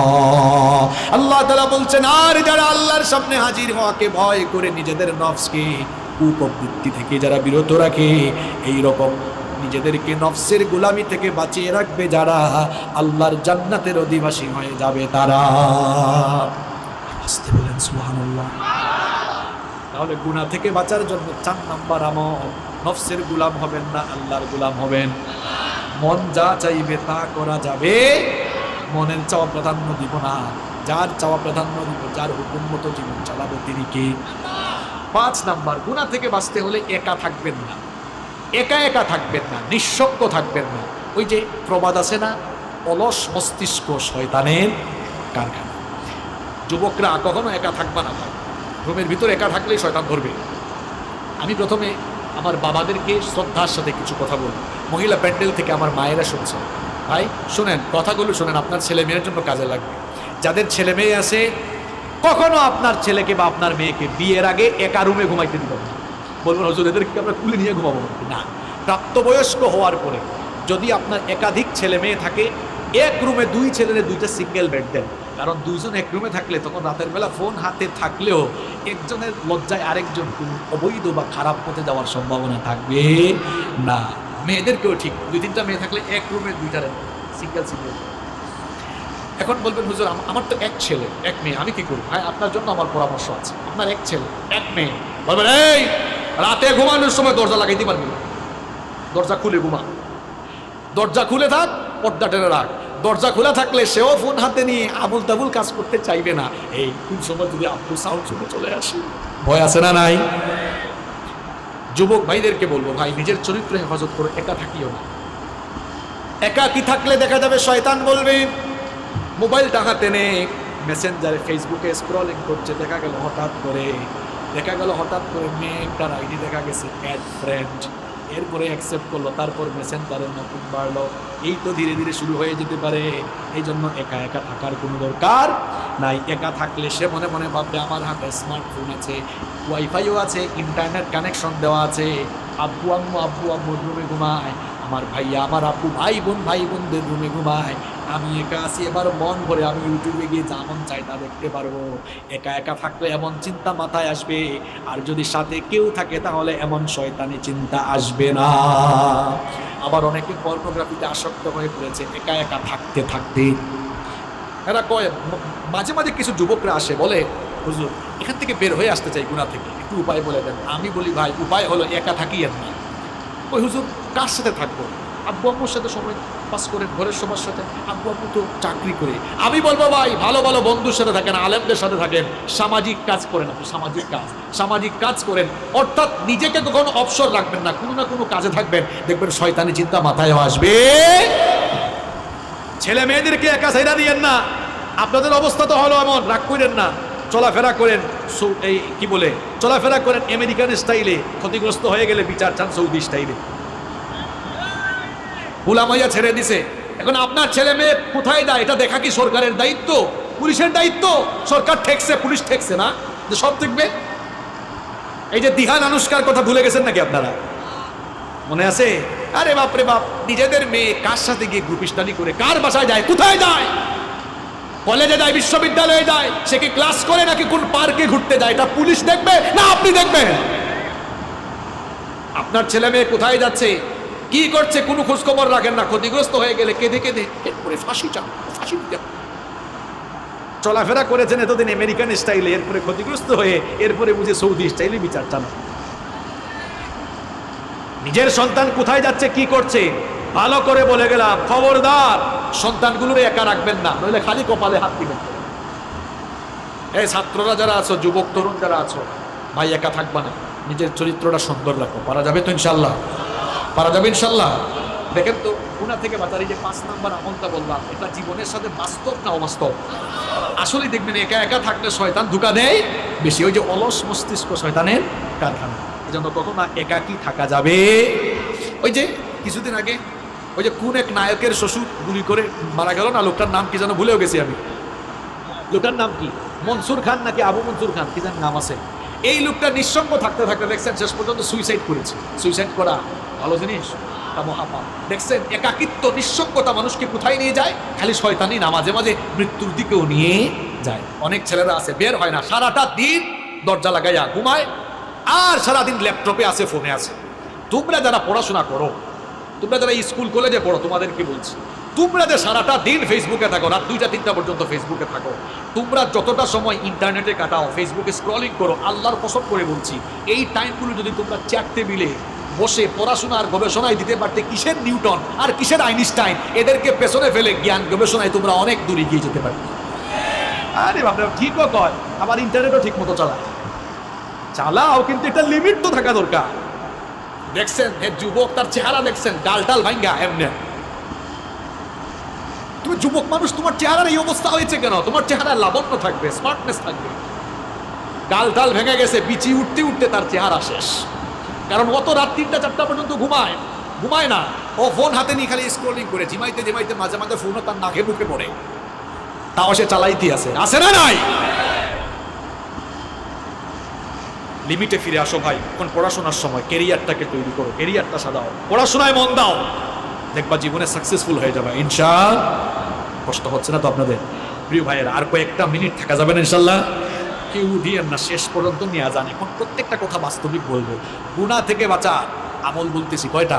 12টা বলে ফেলছি। কয়টা? 6 নাম্বার, গুনাহের উপকরণ থেকে দূরে থাকা। যেই জিনিসগুলো দিয়ে গুনাহ করার সম্ভাবনা আছে, এগুলোর কাছেও না। নাটক, সিনেমা, অশ্লীল গল্প, উপন্যাসের বই। নাটক সিনেমা দেখে মানুষ কি শিখবে? শিখার কি আছে এখানে? অশ্লীল প্রেম প্রীতি ছাড়া, আর জামাই আর কি জানি কয়, শাশুড়ি আর বউয়ের ঝগড়া ছাড়া, পরকিয়া ছাড়া এই নাটক সিনেমায় কিছু আছে? জন্য এগুলো থেকে নিজেকে দূরে রাখতে হবে। এখন কিছু কিছু ছেলে ফেলে কলেজ পাস করার পরে কয় কিছু, আমরা ইংলিশ মুভি দেখি ইংরেজি ভাষা চর্চা করার জন্য। তুমি ইংরেজি ভাষা চর্চা করার জন্য ইংলিশ মুভি দেখবা না? আমি ছাত্র জীবনে একটা মেসে থাকতাম, তখনও আমি বিশ্ববিদ্যালয়ে ভর্তি হয়নি, ইউনিভার্সিটিতে ভর্তি হব এইরকম টাইমে। এখন এক ভাই আমার সিনিয়র দিনে রাতে কানে হেডফোন লাগাইয়া ল্যাপটপের দিকে তাকায় থাকে। এখন বললাম, ভাই যান আপনি দেখি সবসময় ল্যাপটপের দিকে তাকায় থাকে। এটা অনেক আগের 2010 সালের বলতেছি কথা। তুমি এগুলা বুঝবা না, আমি লন্ডন যাব, আইএলটিএস করছি, ভাষা চর্চার জন্য ইংলিশ মুভি দেখছি। আমি বললাম, ভাই ভাষা চর্চার জন্য তো আপনি ল্যাঙ্গুয়েজ ক্লাবে যাবেন, ল্যাঙ্গুয়েজ ক্লাবে গিয়ে আপনি সেখানে না চর্চা করবেন, বেশি বেশি স্পিকিং করবেন, বেশি বেশি কথা বলবেন, কথা বলার পরিবেশে থাকবেন, তখন না আপনি ভাষা চর্চা করতে পারেন। চুপ থাকো, সিনিয়র ভাই তো কিছু তো বলাও যায় না। তো এইরকম অনেক কারবারি আছে না নাই? হে ভাষা শিখতে শিখতে যে কোন জিনিস শিখতেছে এটা হে ভালো করে জানে। গুনাহের উপকরণ থেকে দূরে থাকতে হবে। পর্নোগ্রাফিতে যারা আসক্ত এদের ভেতর থেকে মনুষ্যত্ববোধ চলে গেছে, এদের ভেতরে পশুত্ব তৈরি হয়েছে। এরা মেয়েদেরকে জীবনে কোনোদিন সম্মান করতে পারবে না। মেয়ে দেখলেই হে মনে করে এটা ভোগ্য পণ্য, এটা ভোগ করার জিনিস। কারণ পর্নোগ্রাফিতে আসক্ত হয়ে সে নিজের ভেতরের পশুত্বকে জাগ্রত করে এখন নারী দেখলেই তার কাছে লাগে এটা ভোগ্য পণ্য। নারীকে সে সম্মানের চোখে দেখতে পারে না। এখন অনেকে বলবে, হুজুর পাপের পর থেকে ফিরে আসবো কেমনে? ভাই রাত 10টার পরে যদি ফোন হাতে নিলে তোমার ফোন দিয়ে বিপদে যাওয়ার সম্ভাবনা থাকে। আমি বলছি এইটা থেকে দূরে থাকো। রাত 10টার পরে ফোন আর বালিশের কাছে না, ফজরের পরে হাতে নিয়ে।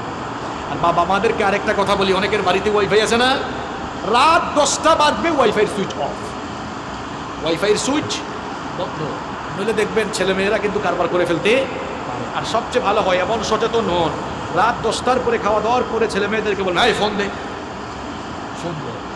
রাতের বেলা ফোনের দরকার আছে, সকালবেলা আমার কাছ থেকে আবার ফোন নিয়ে যাই। এই কথাগুলো আপনাদের ভালোর জন্য বলতেছি। ডিভাইস তো হাতে, আমাদের ছেলেমেয়েরা নষ্ট হয়ে যাচ্ছে অপশিক্ষার অপসংস্কৃতির কারণে। ছোট বয়স থেকেই বাচ্চাদের হাতে আমরা ফোন তুলে দিচ্ছি। আরে ভাই আগে তো ছোট ছোট বাচ্চারা কান্না করলে মা বাবারা দৌড়ে এসে কুলে নিয়ে আয় আয় চাঁদ মামা গল্প শোনায়, কবিতা শোনায়, ঘুম পাড়াইতো।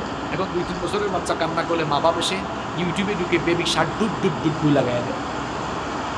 2-3 বছরের বাচ্চারা ফোন হাতে নিয়ে ইউটিউবে ঢুকে একটার পর একটা চেঞ্জ করতেও জানে।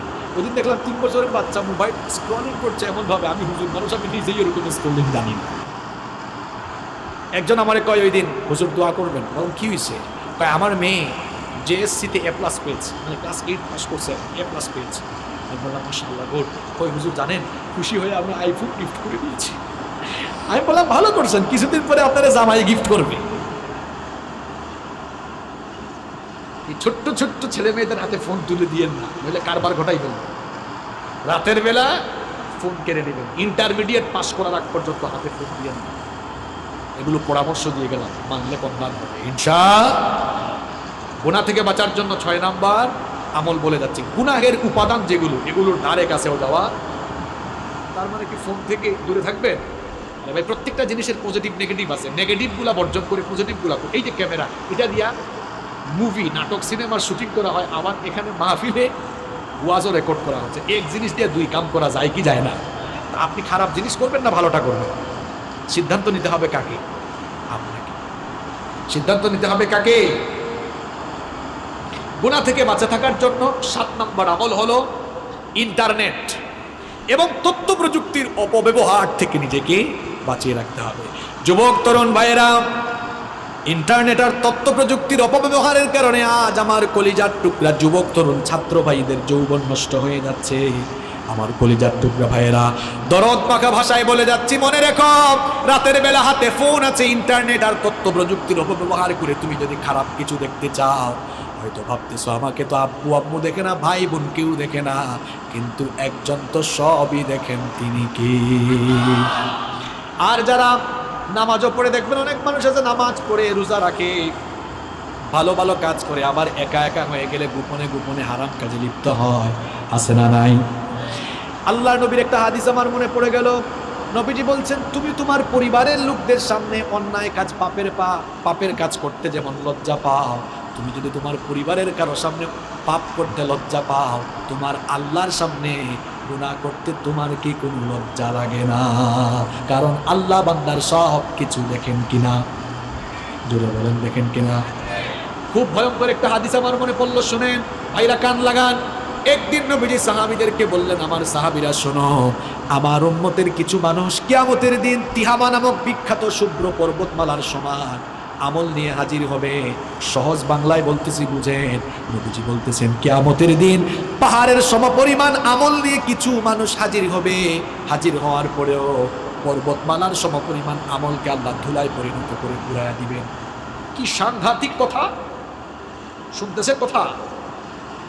কিয়ামতের দিন কিছু লোক পাহাড়ের সমান বিশাল নেকির পাহাড় নিয়ে ওঠার পরে তাদের নেক আমলগুলোকে আল্লাহ ধুলাবালুই পরিণত করে দিবেন। সাওবান রাদিয়াল্লাহু আনহু নবীজিকে জিজ্ঞেস করলেন, ইয়া রাসূলুল্লাহ, পড়েন সাল্লাল্লাহু আলাইহি ওয়াসাল্লাম, নবী গো, তারা কারা? এদের ব্যাপারে আমাদেরকে বলেন, তাহলে আমরা সাবধান হয়ে যাব। নবীজি বললেন, সাওবান, এরা হচ্ছে তোমাদেরই ভাই, যারা তোমাদের সঙ্গে নামাজ পড়বে, তোমাদের সাথেই চলাফেরা করবে, কিন্তু যখন তারা নির্জনে একাকী হয়ে যাবে তখন তারা গোপনে গোপনে হারাম কাজে লিপ্ত হয়ে যাবে। এজন্য যুবক ভাইরা, রাতের বেলা গোপনে গোপনে মেয়েদেরকে মেসেঞ্জারে নক দিও না। রাতের বেলা একা একা ইউটিউবে ঢুকে হারাম কিছু দেখিও না। এই যে হাদিসটা বললাম, 5 ওয়াক্ত নামাজও পড়বা, হারাম কাজও করবা, সমস্ত আমলগুলোকে ধুলাবালু করে কুড়িয়ে দিবেন কে? আল্লাহ আমাদেরকে হেদায়েতের উপর অটল রাখো, গুনাহ থেকে বাঁচিয়ে রাখো, বলেন আমিন। তাহলে 7 নম্বর আমল কি বললাম? ইন্টারনেট তথ্য প্রযুক্তির অপব্যবহার থেকে নিজেকে মুক্ত রাখা। পারা যাবে তো ভাই ইনশাআল্লাহ? নাম্বার 8 নাম্বার গুনাহ থেকে বাঁচার জন্য 8 নাম্বার উপায় হলো অসৎ ব্যক্তিদের সাথে, অসৎ বন্ধুদের সাথে মিশা যাবে না। কথায় আছে না, সৎসঙ্গে স্বর্গবাস, অসৎ সঙ্গে। এই জন্য যুবক তরুণ ভাইয়েরা, সিগারেট খুর, ইয়াবা খুর, বাবা খুর, এদের সাথে মিশিও না। ভালো মানুষকে বন্ধু বানাও। বন্ধু বানাবেন কাকে? যার দুনিয়াদারি আপনার চেয়ে কম আর দিনদারি আপনার চেয়ে, আবারও বলছি, বন্ধু বানাবেন কাকে? যার দুনিয়াদারি আপনার চেয়ে কম আর দিনদারি আপনার চাইতে। আমি জানি মাহফিলে অনেক ভাইরা আসেন গুনাহ করতে করতে, এই গুনাহ নিয়েই আসেন। তারা হয়তো এখন আমার কথা রাখতেছে, হুজুর আমরা খারাপ কাজ করি বলে কেউ কি আমাদের বন্ধু হবে না? হবে। আপনাদের বন্ধু আমরা, আপনাদের বন্ধু এখানে যারা 5 ওয়াক্তের নামাজি ভালো ভালো ছেলে, এরা আপনাদের বন্ধু। আমরা আপনাদেরকে দাওয়াত দিয়ে দিয়ে, মাথায় হাত দিয়ে দিয়ে, বুকে টেনে টেনে নামাজি বানাবো ইনশাআল্লাহ। আমি বলতেছি ওই সকল ছেলেদেরকে যারা একটু মিশলেই খারাপ হয়ে যাওয়ার সম্ভাবনা। আপনারাও দেখবেন ছেলে মেয়েরা কাদের সাথে মিশে, কারণ হে হয়তো ভালো আছে কিন্তু খারাপ কারোর সাথে মিশলে থাকতে থাকতে সেও খারাপ হয়ে যেতে পারে। এই জন্য প্রিয় ভাইয়েরা, গুনাহ থেকে বাঁচার জন্য 8 নম্বর উপায় হলো অসৎ ব্যক্তিদের সাথে মিশা যাবে না। কষ্ট হচ্ছে আপনাদের? এই তো শুনেন, আর 4টা পয়েন্ট আছে। নাম্বার 9 নম্বর গুনাহ থেকে বাঁচার জন্য মনটা চাইবে গুনাহ করে ফেলি, এই কামটা করে ফেলি, সাথে সাথে সবর করে নিজেকে তখন সংযত করবেন, যেটাকে বলি আমরা কন্ট্রোল করা। নিজেকে কন্ট্রোল করতে হবে। আপনি যদি কন্ট্রোল করতে পারেন, সুবহানাল্লাহ, আমার আল্লাহ কত দয়াবান। নবীজি হাদিসে বলেছেন, কোনো বান্দা একটা ভালো কাজ করবে, শুধু নিয়ত করবে, কাম করার আগে নিয়ত করলেই সাথে সাথে আল্লাহ আমলনামায় একটা নেকি দান করবে। আর বান্দার নিয়তের পরে যখন কাজটা করে ফেলে, আল্লাহ আমলনামায় সওয়াব 10 থেকে 700, এমনকি আল্লাহ চাইলে আরো বাড়ায়া দেন, সুবহানাল্লাহ।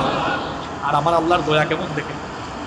ভালো কাজের নিয়ত করলে সাথে সাথে নেকি লেখা হয়, খারাপ কাজের নিয়ত করলে সাথে সাথে গুনাহ লেখা হয় না। আল্লাহ বলেন, এই ফেরেশতারা, দেখ আমার বান্দা শেষ পর্যন্ত কাজটা না করে ফিরে আসে কিনা। যদি বান্দা ফিরে আসে, আল্লাহর ওই লোকটার আমলের খাতায় গুনাহ লিখতে আদেশ দেন না, সুবহানাল্লাহ। তাহলে পাপ থেকে বাঁচতে হলে গুনাহ করবেন, মাথায় চিন্তা আসবে, ঠিক সেই সময় নিজেকে কন্ট্রোল করে ফেলবেন। কার ভয়ে? নাম্বার 10, গুনাহ থেকে, পাপ থেকে বাঁচা 10 নম্বর আমল হলো নিজের ভেতরে লজ্জাশীলতা পয়দা করুন। গুনাহ করার পরে আমরা ভুল করতে পারি ভাই, ভুল করা দূষণীয় না। কারণ আমাদের বাবা পৃথিবীর প্রথম মানুষ যিনি, তিনিও ভুল করছেন। নাম কি? তিনি ভুল করার পরে ভুলের উপর থাকেন নাই, লজ্জা পেয়ে তওবা করে ফেলছেন। এই জন্য তার মর্যাদা বাড়িয়েছেন কে? এই শয়তান কি শয়তান ছিল? প্রথমে কি ছিল? আরে ভাই, হ্যাঁ, শুধু ফেরেশতা না, ফেরেশতাদের সর্দার। একটা ভুল করছে, ভুল করার পরে অহংকার করেছে, লজ্জা পেয়ে মাফ চায় নাই। এই জন্য ফেরেশতার সর্দার থেকে শয়তানের সর্দার হয়ে গিয়েছে। কি বুঝলেন? তাহলে আপনি পাপ করছেন, ভুল করছেন, এটা দূষণীয় না। পাপ করা যতটা না দূষণীয়, পাপ করার পর পাপের উপরে থাকা এটা মারাত্মক দূষণীয়। নবীজি এই জন্য বলেছেন, মুসলিম শরীফের হাদিস, কুল্লু ইবনে আদম খাত্তাউন ওয়া খায়রুল খাত্তাইন আত-তাওয়াবুন। মানুষ মাত্রই গুনাহগার, মানুষ মাত্রই পাপী, তবে ওই পাপ করা, গুনাহ করে ফেলা মানুষদের মধ্যে আল্লাহর কাছে সবচাইতে প্রিয় হলো তারা গুনাহ করার পর আল্লাহর কাছে তওবা করে যারা। সুবহানাল্লাহ। এই জন্য পাপ থেকে বাঁচতে হলে নিজের ভেতরে লজ্জা বাড়াতে হবে না কমাতে হবে। দেখেন কয়েকটা নমুনা বলি, লজ্জাশীলতা কেমনে বাড়াবেন। লজ্জাশীলতা এমন ভাবে বাড়াবেন, অনেকে তো আছে প্যান্ট আর লুঙ্গি টাকনুর নিচে পড়ে, এটা জায়েজ না হারাম। সুতরাং আমরা কখনো টাকনুর নিচে লুঙ্গি বা প্যান্ট পরবো না, এই গুনাহটা করতে যেন লজ্জা লাগে। কারণ বান্দা মুমিন কখনো গুনাহের কাজ করতে পারে না। এমন কাজ যারা করেন, শুনেন, নবীজি বলেছেন কিয়ামতের দিন আল্লাহ তাআলা ওই লোকটার দিকে তাকাবেন না, তার সঙ্গে আল্লাহ কথা বলবেন না, তাকে আল্লাহ পবিত্র করবেন না, তাকে আল্লাহ জাহান্নাম থেকেও বাঁচাবেন না। চারটা কথা বলেছি, আবার শুনেন। নবীজি বলেছেন কিয়ামতের দিন আল্লাহ ওই ব্যক্তির দিকে তাকাবেন না, তার সঙ্গে আল্লাহ কথা বলবেন না। 3 নাম্বার, আল্লাহ তাকে পবিত্র করবেন না। 4 নাম্বার, আল্লাহ তাকে জাহান্নাম থেকেও মুক্তি দিবেন না। সাহাবীরা বললেন, নবী গো কার কথা বলছেন? নবীজি তখন বললেন, যারা টাকনুর নিচে কাপড় ঝোলায়া হাঁটে। ভাই হুজুর, টাকনুর উপরে পড়তে কেমন জানি আনস্মার্ট আর খেত খেত লাগে। আরে ভাই, টাকনুর উপরে তো আমরা জুব্বা পরি, পায়জামাও পরি, দেশে বিদেশে ঘুরি, আজ পর্যন্ত কেউ আমাদেরকে আনস্মার্টও বলে নাই, খেতও বলে নাই। বরং নবীর সুন্নত মানে যারা দুনিয়ায় সবচেয়ে স্মার্ট হলো তারা। যেন যুবক ভাইরা, নবীর সুন্নত মানা যাবে তো?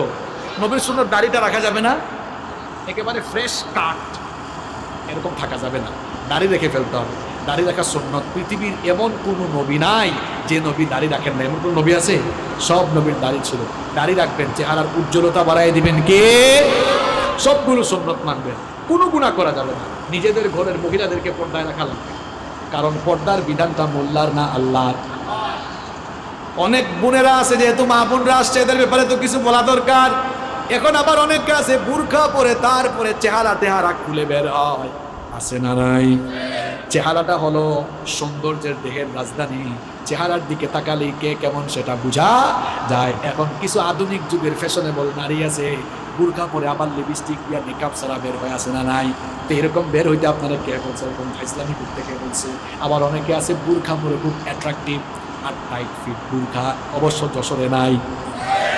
বিভিন্ন কালারের ঝাঁকানাকা কালারের বুরখা পরে, টাইট ফিট বুরখা পরে, এমন টাইট ফিট সব কিছু বোঝা যায়, এইরকম পরে আছে না নাই? আমার বোনদেরকে বলবো, খবরদার এমন বুরখা পরবেন না, ঢিলে ঢালা বুরখা, কালো রঙের বুরখা পরবেন। এমন বুরখা পরবেন যে বুরখাটা পরলে কিছুই দেখা যাবে না, কিছুই বোঝা যাবে না। আপনারাও নারীদেরকে কয়, ভাই ভাবিরে আপনি এমনি নিয়ে কেন বেরোইছেন, বুরখা পরাইলেন না কেন? কয়, দেখ তোর ভাবি এত সুন্দরী, এত রূপসী, এটা আমি না জানি, এলাকার মানুষ তো জানে না। এলাকার মানুষের একটা হক আছে না? নিজের বউকে বেপরদা করে বের করে এলাকার মানুষের হক আদায় করে, এইরকম আল্লাহর কুতুব এই এলাকায় নাই। আবার অনেকে আছে নিজের বউয়ের ফটো ফেসবুকে আপলোড মারে, এইরকম কুতুব তো এই এলাকায় নাই। হ্যাঁ ভাই লেবেন না, শুনেন, কুরআন হাদিসটা বহুত ওয়াজ করছি, আপনি সোজা হন নাই। আজ এমন কাঁচা কথা বলবো, আপনি তারের মতো সোজা হবেন। কুরআন হাদিসটা বহুত ওয়াজ করছি, আপনি এখনো ঠিক হইলেন না। এবার বলেন আপনি, আমার ফেসবুক এটা পার্সোনাল সাইট না পাবলিক সাইট? হ্যাঁ জোরে বলেন, বউ কি পার্সোনাল না পাবলিক?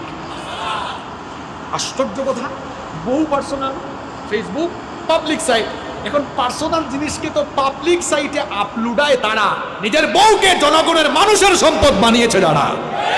বেহায়া, বেশরম, নির্লজ্জ কোথাকার, আপনার মধ্যে আত্মসম্মান বোধ বলতে কিছুই নাই। আবার বউর ফটো ফেসবুকে দেওয়ার পরে ছোট ছোট ভাইরা এলাকার আছে না, ফেসবুকে অ্যাড কমেন্ট করেছে। একজন বলছে, ওয়াও ভাবিকে হ্যাপি লাগতেছে। আরেকজন কয়, ভাই ভাবিকে জোস লাগতেছে। এ বেকুব, কার জোস কে খায় রে? একটু আমি হাসির কথা বলেছি, তো লজ্জা শরম নাই আপনার? আল হায়াউ শু'বাতুম মিনাল ঈমান। নবীজি বলেছেন লজ্জাশীলতা ঈমানের অংশ। নিজের ভেতরে লজ্জা বাড়ান, আল্লাহ আমাদের সবাইকে লজ্জাশীল বানান। গুনাহ থেকে বাঁচার 10 নাম্বার উপায় বলছি, নিজেকে লজ্জাশীল বানাতে হবে। এমন লজ্জা যে আমার আল্লাহ গুনাহ করতে নিষেধ করছেন, আমি তো গুনাহ করতেই লজ্জা পাবো। গুনাহ আমি করবো না। পারা যাবে তো ইনশাল্লাহ? খারাপ লাগতেছে আপনাদের? সারা জীবন তো বহুত ওয়াজ শুনছেন, বাট জীবন পরিবর্তনের কিছু ওয়াজ শুনে যান। এই 12টা আমল শিখে যান, একটু পরে কিন্তু আমি পড়া আদায় করব। যারা পারবেন না খবর আছে, পারা যাবে তো ইনশাল্লাহ? তবে ভয় নাই, আমি আমার আপনাদেরকে অপশন দিয়ে সহজ করে দেবো। পারবেন না ইনশাল্লাহ? আচ্ছা, পরীক্ষা সহজ হবে, কঠিন না। নাম্বার 11, পাপ থেকে গুনাহ থেকে বাঁচার 11 নাম্বার উপায় হলো খারাপ চিন্তা বাদ দিয়ে বেশি বেশি ভালো চিন্তা করবেন। কারে মারবেন খালি, এরে মারবেন, তারে মারবেন, এদিকে টাকা মারবেন, ওইদিকে সম্পদ মারবেন, এইসব চিন্তা বাদ। চিন্তা, ভালো চিন্তা বাড়া, যে আমি আজ ফজরের নামাজ জামাত আদায় করব। ভালো চিন্তা না খারাপ চিন্তা? আমি আজান হয়ে গেলে এই 5 ওয়াক্তের নামাজগুলো টাইম দিয়ে আদায় করবো, আমি রেগুলার কোরআন পড়বো, হাদিস পড়বো, ইসলামী বই পড়বো, আমি মানুষদেরকে যথাসাধ্য সহযোগিতা করব, সামাজিক কাজ করব, দান করব, সদকা করব, আমার যে সকল ভাইয়েরা অভাবী আছে তাদের পাশে দাঁড়াবো। মানে ভালো ভালো চিন্তা করেন, যত বেশি ভালো চিন্তা করবেন তত আপনি খারাপ চিন্তা থেকে মুক্ত হয়ে গুনাহ থেকে নিজেকে বাঁচিয়ে রাখতে পারবেন। পারা যাবে ইনশাআল্লাহ। নাম্বার 12, 12 এবং সর্বশেষ হচ্ছে গুনাহ থেকে বাঁচার জন্য তাওবা ইস্তেগফারের অভ্যাস গড়ে তুলুন। বেশি বেশি তওবা ইস্তেগফার করেন। দেখি সবাই আন্তরিকতা দিয়ে একেবারে দিল থেকে বলবেন, আমাদের কলিজার টুকরা নবী, যিনি নাম হচ্ছে মুহাম্মদুর রাসূলুল্লাহ সাল্লাল্লাহু আলাইহি ওয়াসাল্লাম, আমার আপনার কলিজার টুকরা নবী, উনার জীবনে গুনাহের কোনো দাগ, কোনো ছিটাফুটা আছে? জন্ম থেকে নিয়ে ওফাত পর্যন্ত, নবুয়তের আগেও মাসুম, পরেও। ওই নবীর আমল শুনেন, বুখারী শরীফের হাদিস, নবীজি বলছেন, ওয়াল্লাহি, আল্লাহর কসম, ইন্নী লা আস্তাগফিরুল্লাহ ওয়া আতুবু ইলাইহি ফিল ইয়াউমি আকথারা মিন 70 মাররা। নবীজি বলছেন, আল্লাহর কসম, আমি পয়গাম্বর, আমি নবী হওয়ার পরেও রেগুলার 70 বারের বেশি আল্লাহর কাছে তওবা করি। এটা বুখারী শরীফের হাদিস। আর মুসলিম শরীফের হাদিসে নবীজি আরেকটু বাড়িয়ে বললেন, শোনো, ইন্নী আতুবু ইলাইহি ফিল ইয়াউমি মিআতা মাররা, আমি তো নবী হয়েও ডেইলি 100 বার আল্লাহর কাছে তওবা করি। আমার আপনার নবীর জীবনে গুনাহের কোনো দাগ নাই, ছিটাফুটা নাই, তিনি মাসুম। তিনি যদি ডেইলি 100 বার তওবা করেন আল্লাহর কাছে, আমরা উনার পাপী উম্মত সেকেন্ডে সেকেন্ডে গুনাহ করে ফেলি। নবী যদি করেন 100 বার, পাপী উম্মতের করা দরকার 100 বার না 1000 বার। এবার আর উত্তর দেওয়া লাগবে না, চুপচাপ থেকে নিজের বিবেককে নিজে জিজ্ঞেস করেন, আপনি করেন কয়বার? আপনি করেন কয়বার? এজন্য যখনই সময় পাবেন পড়বেন আস্তাগফিরুল্লাহ, যখনই সময় পাবেন জপবেন আস্তাগফিরুল্লাহ, যখনই সময় পাবেন পড়বেন আস্তাগফিরুল্লাহ। বাক্যটা ছোট কিন্তু পাওয়ার কম না বেশি। নবীজি বলেছেন, আস্তাগফিরুল্লাহ যারা প্রতিনিয়ত করে, এদের আমলনামায় যদি সমুদ্রের ফেনা পরিমাণ গুনাহ থাকে, আল্লাহ তার সমুদ্রের ফেনা সম পরিমাণ গুনাহগুলোকে মাফ করে দিবেন। আবার আস্তাগফিরুল্লাহ বাক্যটা ছোট হলেও পাওয়ারটা অনেক বেশি। একটা ঘটনা আমার মনে পড়ে গেছে, কষ্ট না লাগলে আমি আপনাদেরকে বলবো। ইমাম আহমদ বিন হাম্বল রাহিমাহুল্লাহ, মুসনাদে আহমদ, যেখানে 40,000 হাদিস সংকলন করা হয়েছে, এত বড় মাপের ইমাম আহমদ বিন হাম্বল রাহিমাহুল্লাহ খুব মন দিয়া ঘটনা শুনে বুড়া বয়সে তিনি এক সফরে বের হলেন, নতুন এক এলাকায় গেলেন। ওই এলাকায় গিয়ে একটা মসজিদে তিনি মাগরিবের নামাজে শান নামাজ আদায় করলেন। মনে মনে ভাবলেন, নতুন এক এলাকায় এসেছি, কার বাড়িতে গিয়ে উঠবো, কাউকে তো আমি চিনি না। সিদ্ধান্ত নিলেন এই মসজিদেই তিনি আজকের রাত কাটাবেন, ফজরের নামাজ পড়ে তিনি আবার পথ চলা শুরু করবেন। যখন তিনি মসজিদে অবস্থান করেছেন, কিছুক্ষণ পরে মসজিদ কমিটির কেউ এসে বলল, মিয়া, নামাজ পড়ে সব চলে গেছে, তুমি চলে না। তিনি বললেন, ভাই দেখো, আমি মুসাফির মানুষ, কাউরে চিনি না, পরিচিত কোনো মানুষ নাই। এই মসজিদে আমি মাগরিব এবং এশার নামাজের মুসল্লি ছিলাম, ইনশাআল্লাহ ফজরের নামাজেরও মুসল্লি হব, আজকের রাতটা মসজিদে কাটাবো। ওই লোকটা বললো, না, মসজিদে থাকা যাবে না, বের হয়ে যান। বুড়ো মানুষ, শীতের কোন করে ঠান্ডা রাত বের করে দিও। কিছু দূর হাঁটতে না হাঁটতেই তিনি সামনে একটি বাজারে গিয়ে দেখলেন এক রুটির দোকানদার, রুটি বিক্রেতা যুবক, তার দোকানের মধ্যে সে রুটি গরম করতেছে। আহমদ বিন হাম্বল রাহিমাহুল্লাহ গিয়ে বললেন, যুবক, আমি বুড়ো মানুষ, এই এলাকায় পরিচিত কেউ নাই, তোমার দোকানের চূড়ার পাশে আমি বসি, তোমার কোনো আপত্তি আছে নাকি? যুবক বলল, না না, কোনো আপত্তি নেই, আসেন বসেন। এবার তিনি চুলার পাশে বসে আছেন। লক্ষ্য করে দেখলেন এই যুবক রুটির খামির বানায়, পরে আস্তাগফিরুল্লাহ। চুলায় যখন রুটি গরম করতে দেয়, পরে আস্তাগফিরুল্লাহ। রুটি যখন নামায় তখনও আস্তাগফিরুল্লাহ। রুটি বিক্রি করে হাতে টাকা নিয়ে বলে আস্তাগফিরুল্লাহ। কেশে রাখে তখনও বলে আস্তাগফিরুল্লাহ। অর্থাৎ শুধু পরে আস্তাগফিরুল্লাহ। হাম্বল রাহিমাহুল্লাহ এই চিত্র দেখে বললেন, না যুবক, তোমার দোকানে আসার পর থেকে দেখতেছি তুমি শুধু আস্তাগফিরুল্লাহ পড়ো। এই আস্তাগফিরুল্লাহ তুমি কেন পড়ো? যুবক তখন বলল, ও মুসাফির শোনো, আমি তো ইবাদতের খুব একটা টাইম পাই না, চিন্তা করি যতক্ষণ ব্যবসা করি সময় কেন নষ্ট করবো, আস্তাগফিরুল্লাহ আস্তাগফিরুল্লাহ যত আমার কামগুলারে কাজে লাগাই। তখন আহমদ বিন হাম্বল রাহিমাহুল্লাহ বললেন, এই আমল যে করতেছে কোনো লাভ হয়েছে কিনা? অবশ্যই লাভ হয়েছে, লাভ না হইলে কেমন? আহমদ বিন হাম্বল রাহিমাহুল্লাহ বললেন, এই আমলের কারণে তোমার হয়েছে। যুবক তখন বলল, এই আস্তাগফিরুল্লাহ প্রতিনিয়ত জপার কারণে আমি মুস্তাজাবুদ দাওয়া হয়ে গিয়েছি। আমার বাবারা, আমার ভাইয়েরা, মুস্তাজাবুদ দাওয়া মানে হইল যে লোক আল্লাহর কাছে হাত তুললেন আল্লাহ কখনো তারে খালি হাতে ফিরাইয়া দেন না। ইমাম আহমদ বিন হাম্বল রাহিমাহুল্লাহ, বাবা আমি এত বড় হাদিসের ইমাম, এত বড় ফকিহ, এত বড় মুজতাহিদ, এত বড় আলেম,